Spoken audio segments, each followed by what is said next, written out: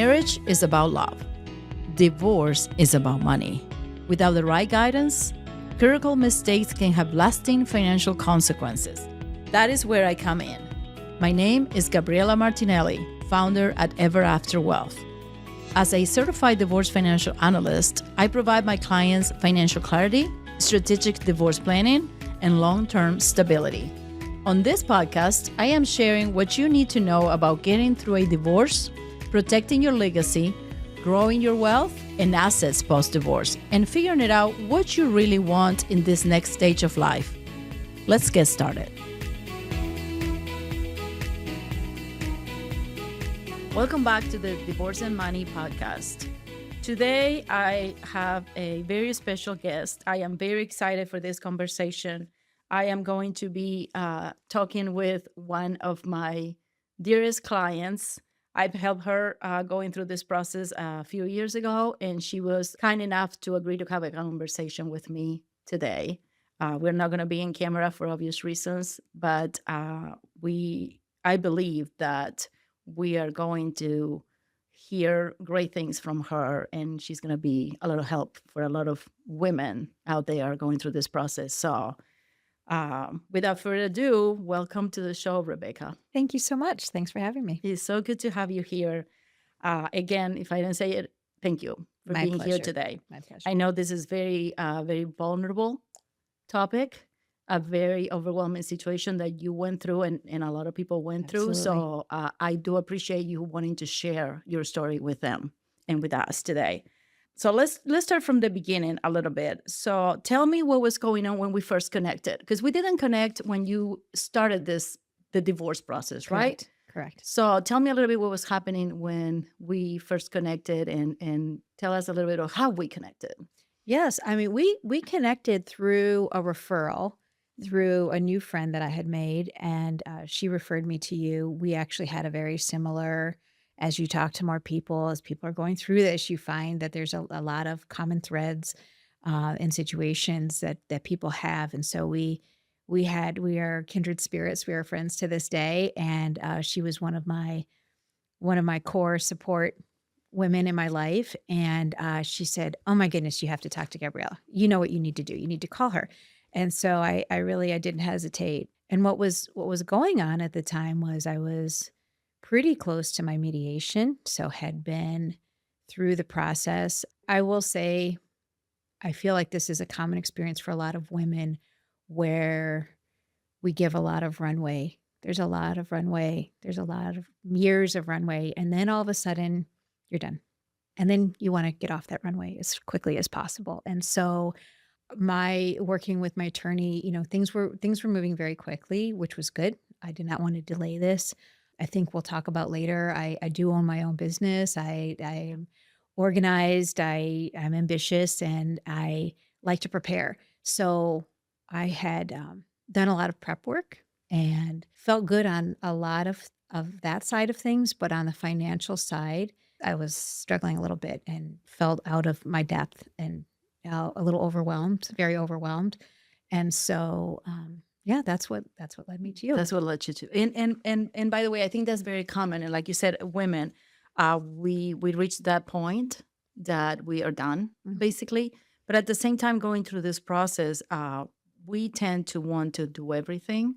And as you mentioned, you were a go-getter. You are a business owner, a very successful business owner. You're smart. You run your household as well. That's You right. had your kids.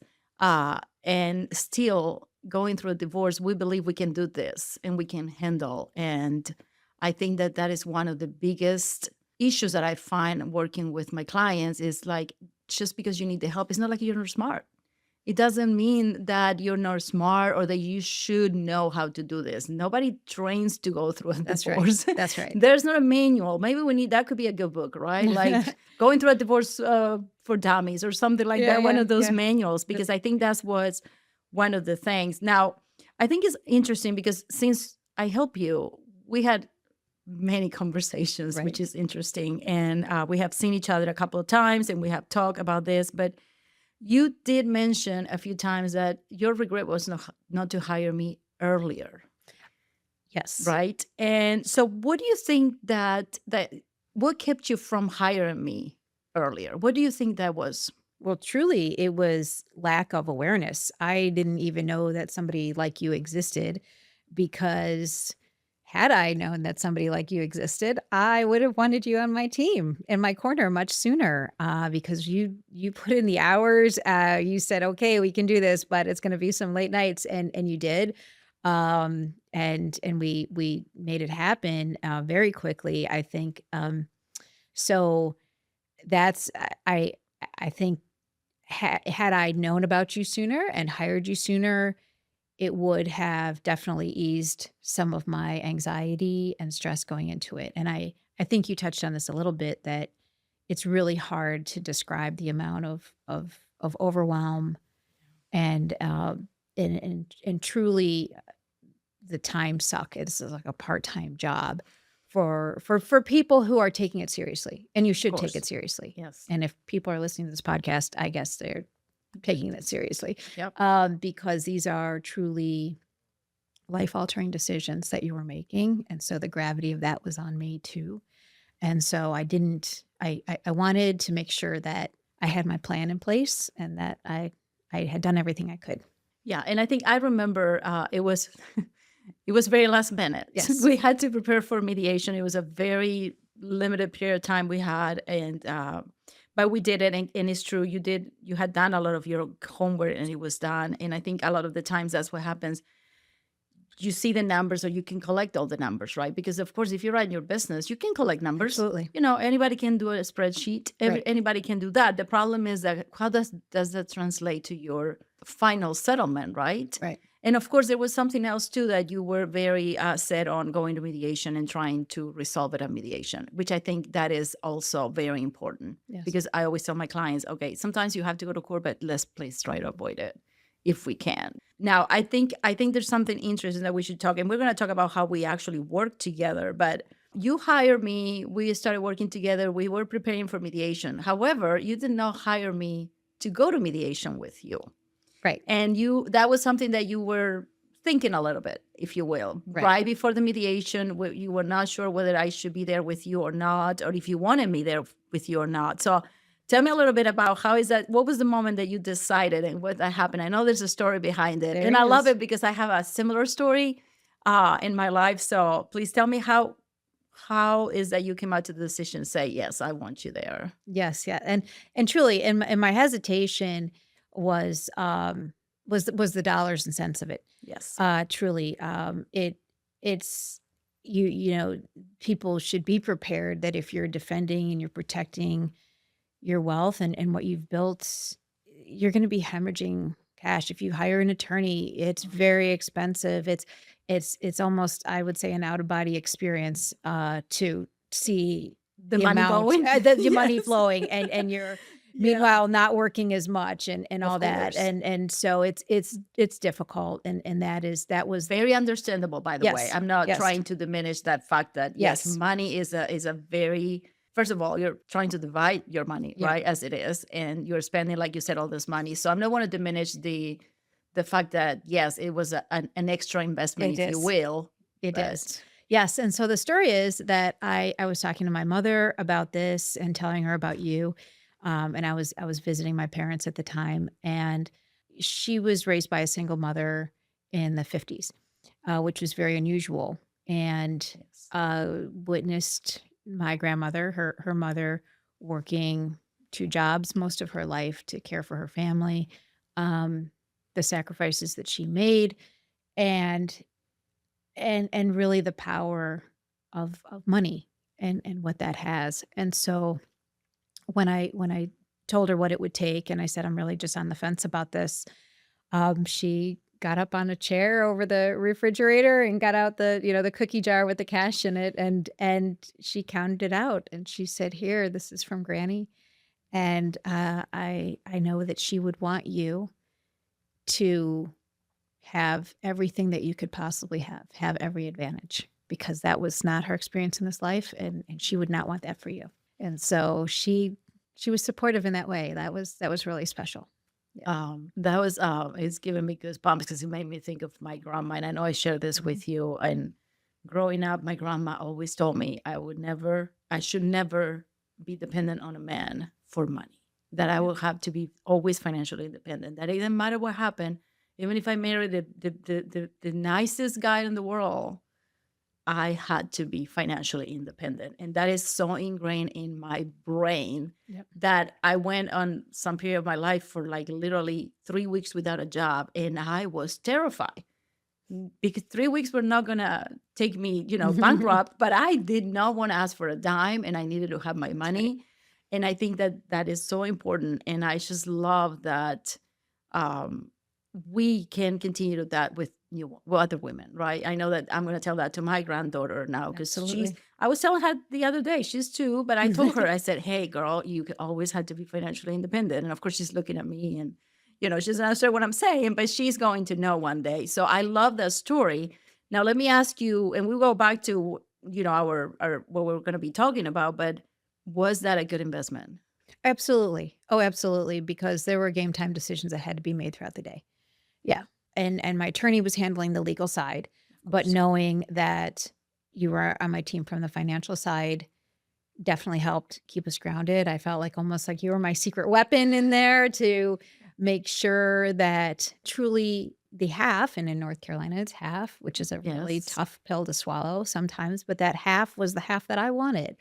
And so that you come out of the day very different than you walk into the day. And Yes. so it was very reassuring and helpful to know and to kind of catch things along the way. Yep. Yeah, which is very important too. And obviously the attorney is there. I think the way I see usually going into mediation is a strategy. Mhm. We know financially what we would like to see happen at the end of the day. And then with the attorney's help, we can come strategically because I remember we went asking for something which was nothing what you really Correct. wanted Correct. because we were trying to strategically get you It where was you wanted, brilliant. which was Yes. the way we wanted to do it. So that is the importance of the team as well. When Right. when I work with attorneys and my clients, it's like, okay, this is a strategy. We're gonna play the game because it's a It's game. a negotiation. You gotta have the conversation, but you need to know exactly how to really. I think a lot of that is also how you phrase things, what you're asking for, and using certain words. Sometimes from the other room they come with a word that we freak out, Mhm.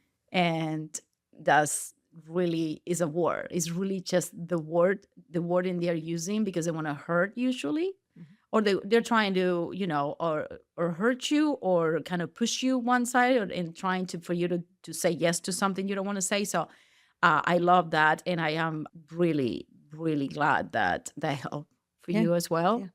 Yeah. So I think that I thanks to your granny, Yeah. Yeah. she definitely was there helping you She to looks move after me forward. every day. Yep. Yeah.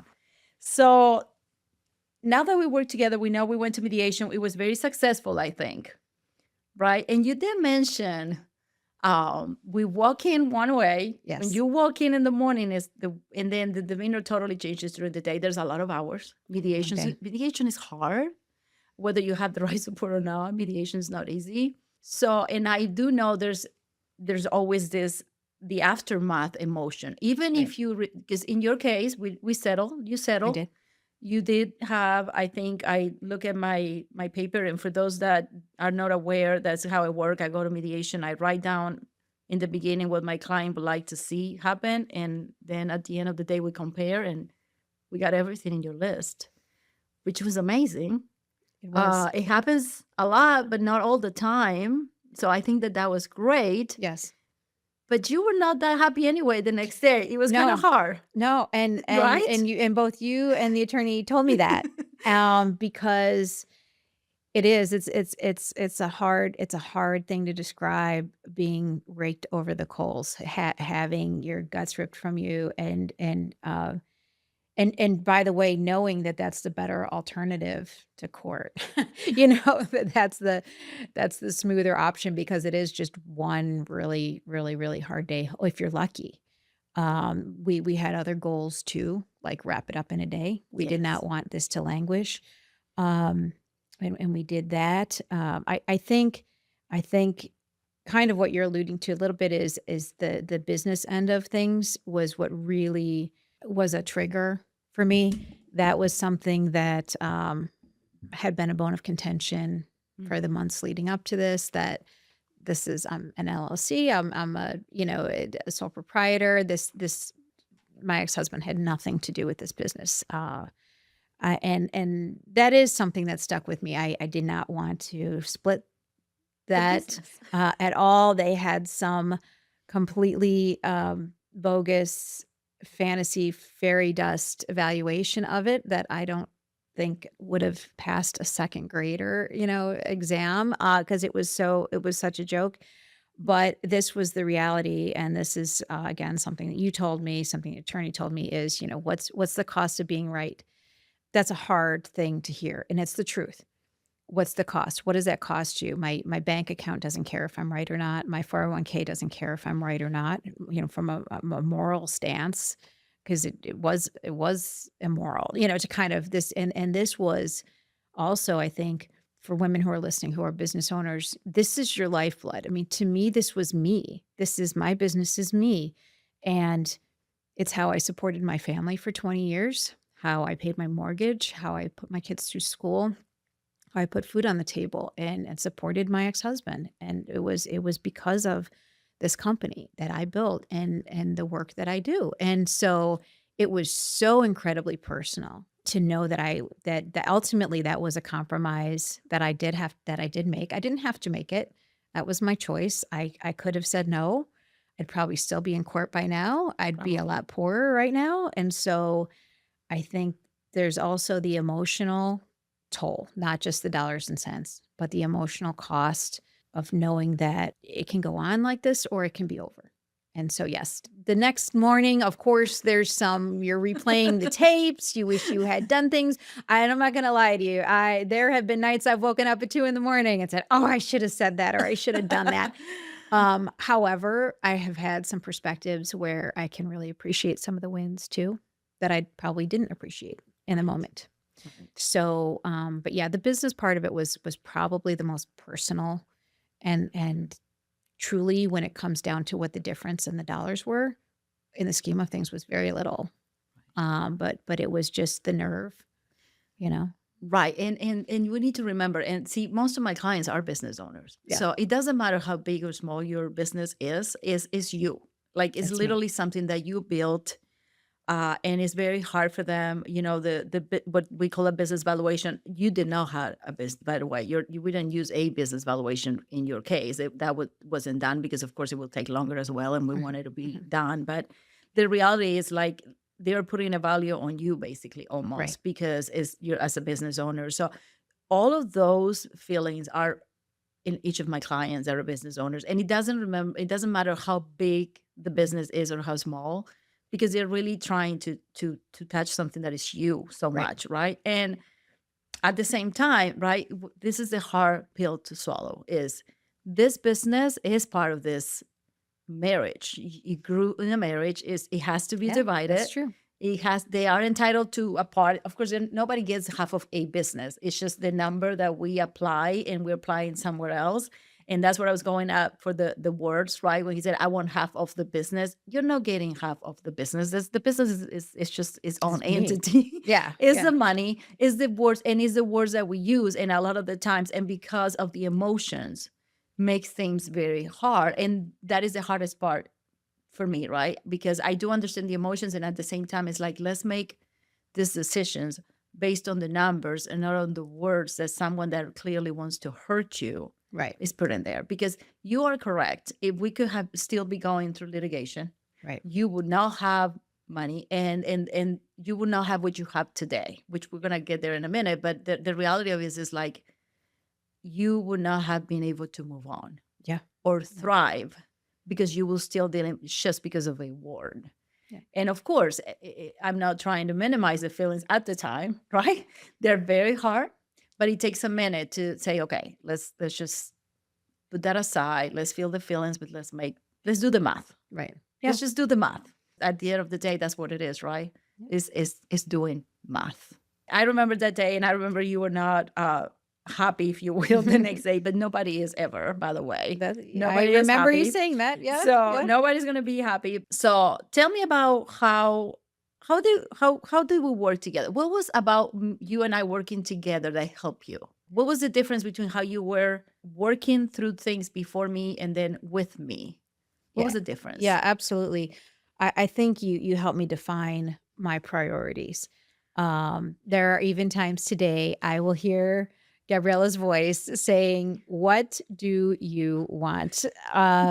If I'm faced with a hard decision, I'll hear her from beyond and saying, "What do you want?" And um, really coaching me through a mindset shift from anticipating and this was how I mean, and many people are in this pattern of doing that with their estranged spouses is that they're anticipating this is how they are, this is what they're going to say, this is what they want, this is how I need to react, and it's a coping mechanism, it's a pattern of a relationship, and to help me move away from that, to say, what do I want?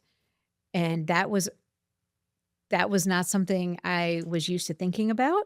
Right. Um, that wasn't a mindset that I was used to having.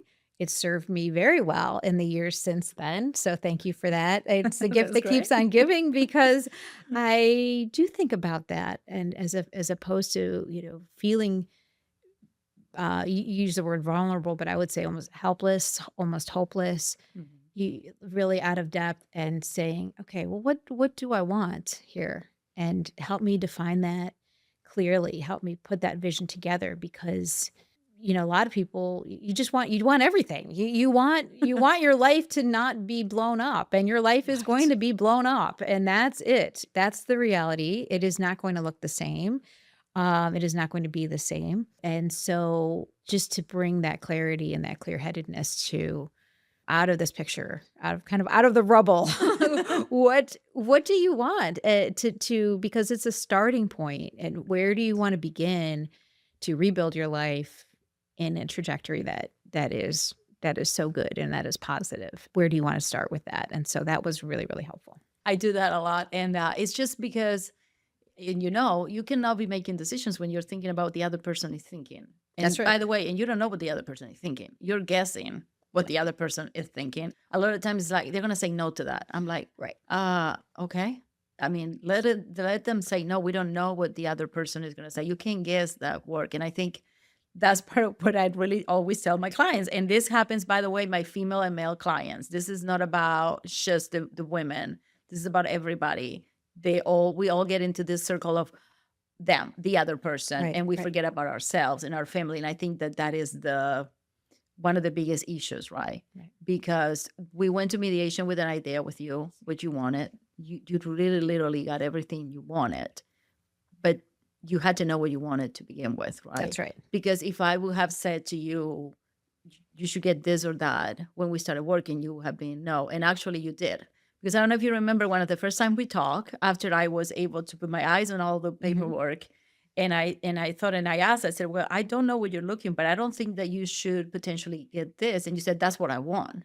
And I'm like, okay, let's talk about this. And then we talk about that. And then I think the second or third time you said, you know what I was thinking about, and I think this is why I would like this and that and not this. And I was like, okay, there you are. Because I can never tell my clients what to do. Of course. I just Yeah. can give you information, education, and my advice from 2 decades doing this work. But I can tell you what to do. So, and that's why that is my magic question is like, what do you want?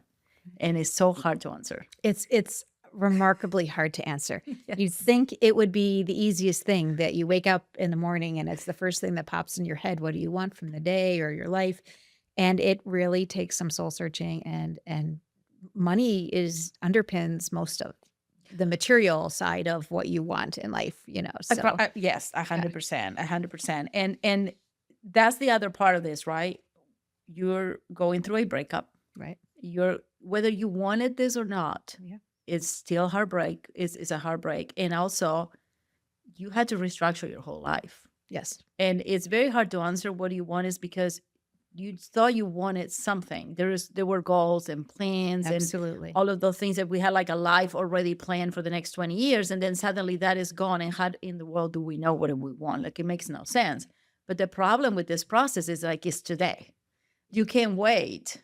10 years to decide what you That is want or exactly when right. can you know. So it's important for you to have an intention of what do you want to see happening, so we can start making the decisions today. Because again, like I always say, the decisions that you made that day, they change the rest of your life. Absolutely. 100%. Absolutely. Every time that somebody goes through this process, those decisions change your life and they affect you the rest of your life. You can go to a financial planner later on, you can do other things and have a different type of plan, but it's all grounded on those decisions What that you you agree made that to. day, Yeah, what you agree to. that you agree to that. And if you don't know what you want, how do you know what to agree to? Oh yeah, I mean, I've told people too, it's like a game of 52 pickup where you throw a deck of cards up in the air and everything in your life just kind of falls down and who's Right. grabbing what card and it's a very, it's a very unsettling and because you put it beautifully. You did have these plans. You had a lifetime to kind of Yes. uh, think about this and plan for it and work toward it and and truly, I don't think it matters who initiates. It's Yeah. very hard on either side, that it doesn't really make it any easier if you're the one who kind of calls it, and says, Right. This is it."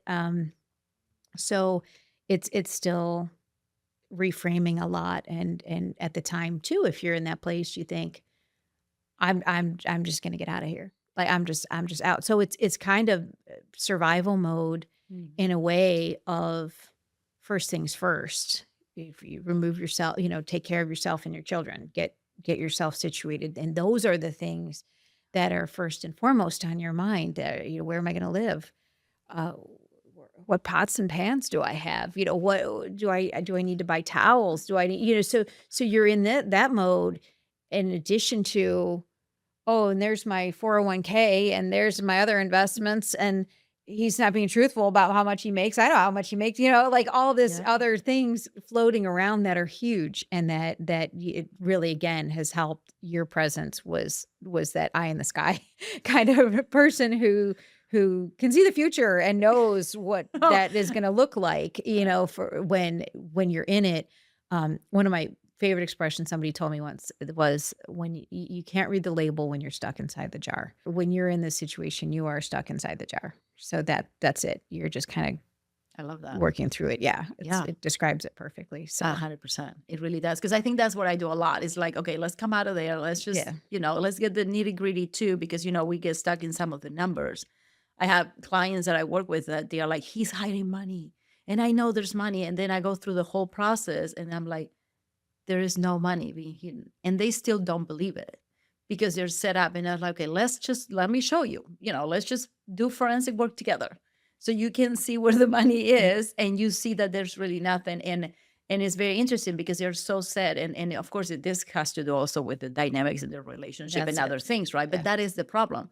You're coming to this table to make the most important decisions of your life with all of the emotions, the baggage, the hurt, everything that had to do during total their lack of marriage. trust. Total A lack of hundred trust. percent, Yeah, right? Which is, by the way, at the same time, I get sometimes clients that are like, "Oh no, he wants to do the right thing. He wants," and sometimes I'm looking at them and I said, "Okay, let's dissect that concept, hmm right? Because I mean, it really kind of like makes no sense, but they are in there. right. Once you are in there, it's very hard to see those things. So it's kind of like bringing that clarity, which is what I really like to do, um, is that why is so important uh, for me anyway. What do you wish that more women or business owners knew about preparing for this process? If you could go back and say, okay, I visit my future, you visit today, go back to the past, what would you tell Rebecca when this process was about to start, or you thinking about it, or when you saw it in the horizon, basically? Right. I would have gone back even further and tried to protect my business from being a marital asset. Okay. That is something that I appreciate so much that the younger generation is more open about prenups Yes. and those type of really insurance contracts is what they are. And I think at one point I did have the opportunity to have that conversation and I didn't. Mhm. And I wish I had done more truthfully, it did not even occur to me because of the nature of my business and the nature of the structure of it that it would even be on the table. It never crossed my mind that he and his attorney would go there, Mhm. to me, because it was just the dirtiest thing I could ever imagine. Like, it was just, but like you said, Yeah. if someone's saying, "Oh, they're gonna do the right thing," or whatever, are they? I mean, Yeah. I don't know. To me, that wasn't the right thing. But, so it literally did not occur to me, and I would say, look at your state laws. I mean, I was arguing with my attorney about it because I was so gobsmacked that in North Carolina that that was a thing, that it was even a possibility. It's certainly a gray area. I mean, when I say I did research, I was going to UNC law school's archives to look up cases saying surely this cannot be true because it's so ridiculous. And sadly, I was wrong. Look at your state laws and see what's at risk and what you need to protect if you can. And then, yeah, just being ethical. And that sounds Mhm. wild, but it's true. I mean, there was no part of this where I felt like I was trying to keep any assets from, the word entitled kind of makes me shiver. I don't love that word, but it's what somebody feels that they're owed legally by, that they are entitled to. But I do think it crosses a line when there's kind of made up valuations and things like Oh, that, yeah. that it's you're basically paying real dollars for fairy dust for something that is not real. It's not a car, it's not a house, it's not a thing. It's a dust bubble. It's a nothing. And so I would say just kind of do whatever homework you can in that regard because it did not occur to me at all. So I love that you said that, and just so the audience know, we didn't prepare for this, so we didn't. I didn't know what you were going to answer, Okay. but I was as a guest in a podcast. I came specifically to talk about business owners, and I do have a program that I'm working with business owners, and the program is your business divorce proof? And I There am you go. not promoting divorce.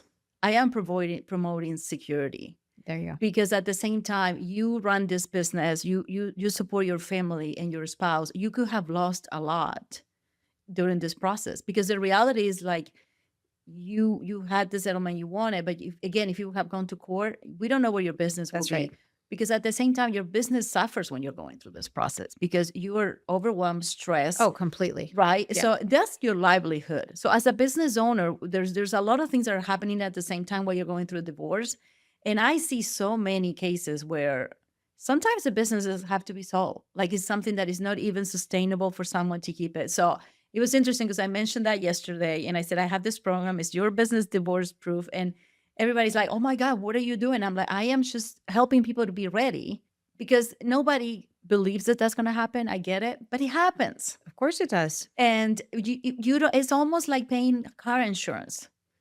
We sometimes we go years and years without getting one dime back from this insurance policy that we're paying so much money into, but we know we're protected, right? Right. Same thing. You may never go through a divorce, but if you go, you are protected and you protect your livelihood and your kids.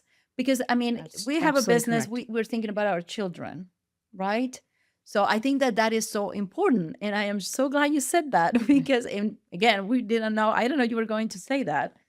Um, Rebecca, tell us what's going on now, because we went through this very scary process, Yeah. overwhelmed. I was able to help you. Very glad that I did.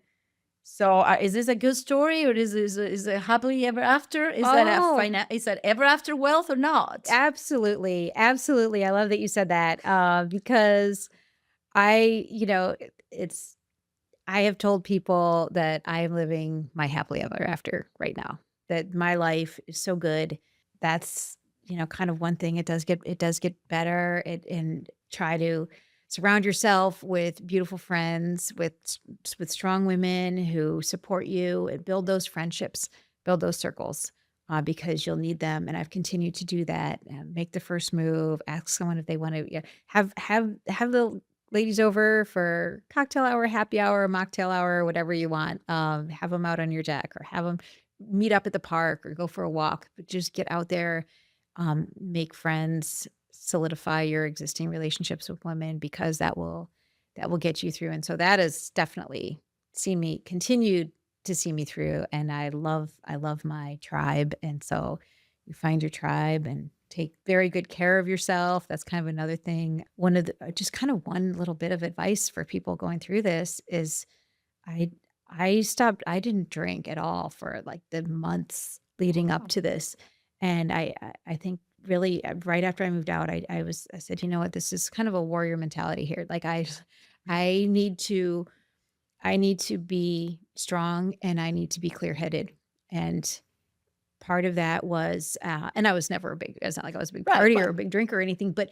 I didn't want there to be a single thing, a decision that I felt like, well, if I had woken up with a headache, maybe I wouldn't have made that decision. Or, right. and we all hear about the horror stories of people kind of drunk dialing and texting when they shouldn't, when they're going through this. Um, and so that has actually kind of stayed with me. That's I interesting. realized how good I felt, how great I slept, just how easier it was in the morning to make good choices about exercising and food and things like that. And so that has really That's just kind of awesome. stayed with me, and I do believe that that has helped. My friends and a healthy lifestyle have really helped just kind of skyrocket in terms of healing, moving on, moving up, getting on with my life, and yeah, living, like I said, living my happily ever after, because this is the life that when I was down, and kind of miserable in my marriage, this is the life I dreamed about, and so I have it, and I'm really grateful for it. That is awesome. Most of my stories with my clients are really good stories at the end. You're one of my favorites, probably because it was very hard because it was no time to Right. get ready. So I We think it got was to know very each other very so like quickly. yeah. So And like we it give bonded very fast. I have like PTSD. I'm like, oh my god, we need to do this. But 14-hour days. it was Yeah. one of the best ones, and I love seeing you thrive, and I love that you have the life you wanted, you and your kids, and that you're really showing you are literally showing that it can be done. There's life after this. You just have to make sure that you have the help, the team to help you make the right decisions, because I think that that has a lot to do with that, making those best decisions while you're going through this process changes everything. It changes everything, and, I think something that I've thought about, and it's and you've touched on this, is, nobody is gleeful about getting a divorce. No one is skipping to go see a divorce attorney Right. or thrilled to pick up the phone and call you for a Oh, consult. please. Yeah. It's heart-wrenching. And one of the things that finally got me to make a move was just needing help and just Googling how do I get divorced? I think you just don't know where to start. And Yes. um coming across articles and blogs of people saying, well, women stay in marriages because they're financially trapped, and Yes. they don't have their financial independence. And I thought, well, I do. Why am I here? Why am I keeping myself in this situation when I do have a way out? That was kind of one of the first steps that I said, okay, I don't have to be here. But yes, your help and guidance has been really amazing in terms of those decisions that kind of set me on my course. Yeah. Yep. 100%. Well, Rebecca, anything else you want to tell my audience before you go? Anything Oh that you gosh. want them to know that you haven't said? I've said a lot. I have said a lot. I mean, hey, this is your one life. This is it. Live it to your fullest potential. You're not doing yourself any favors. You're not doing your children any favors. Showing them an example of something that's profoundly, Yeah. unhappy and toxic. And it's hard as that is, you go through it, And make the investment. and you make the investment. You protect yourself. You said this. You protect your children Yeah. and their future as well. And then you start living life, and it's beautiful. I love it. It's good. I love it. Thank you so much for meeting with us, Rebecca. Again, I'm very thankful for your willingness to talk about your My experience. pleasure. And to those listening, I hope that you learned something. And if you are not going through a process, but someone that may benefit from hearing from her story, please share this episode with them, because my goal is for everyone to know that there's life after this, Definitely. and you can thrive. even if it looks like you can't. You can. I promise you can. So again, thank you for listening, and I will see you next time.